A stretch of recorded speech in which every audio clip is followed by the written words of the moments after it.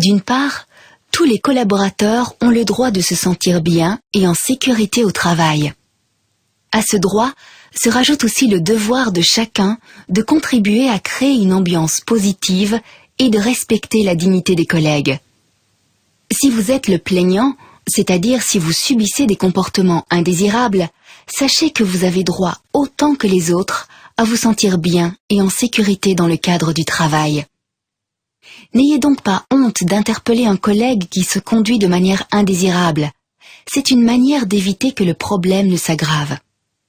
Commencez par lui faire comprendre que son comportement dépasse vos limites du supportable. Salut Julie, on se fait une petite bouffe ce midi entre collègues, tu viens avec nous? Ouais, chouette. Martine, tu viens manger avec nous? Non, Martine, elle peut pas venir avec nous, regarde, elle préfère rester ici, là encore.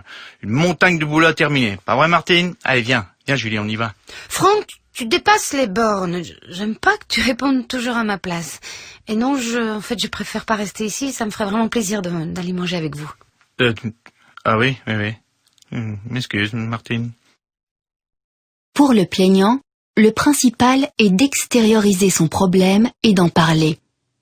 Ce n'est qu'en en parlant que vous pouvez mettre fin à un comportement indésirable et abusif. Tous les collaborateurs ont le devoir de contribuer à créer une ambiance positive et le devoir de respecter la dignité de toutes les personnes. Autrement dit, quand vous blaguez ou quand vous taquinez quelqu'un, demandez-vous toujours si vous n'allez pas trop loin et si vous ne franchissez pas les limites du supportable pour votre collègue. Salut Julie, on se fait une petite bouffe ce midi entre collègues, tu viens avec nous? Ouais, chouette. Martine, tu viens manger avec nous? C'est que j'ai vraiment beaucoup de travail, mais bon, j'ai envie de vous accompagner et puis il faut bien que je mange, hein. Oh Martine, excuse-moi, je t'ai pas invité ces derniers jours, je pensais que t'avais pas le temps parce que t'es tellement submergée par le boulot ces derniers temps, mais tes réactions me montrent que je me suis trompé, alors excuse-moi Martine. Bon, c'est pas grave, Franck, c'est pas grave.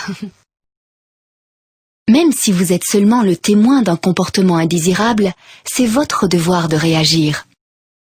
Prenez la situation du début de ce petit film, quand les collègues échangent des ragots. Imaginez que vous soyez le responsable de l'équipe et que vous ayez suivi la conversation entre les collaborateurs. Vous avez le devoir de réagir à ce que vous avez entendu. Dis donc, t'as entendu ce qu'on dit de Martine? Oh non, vas-y, raconte.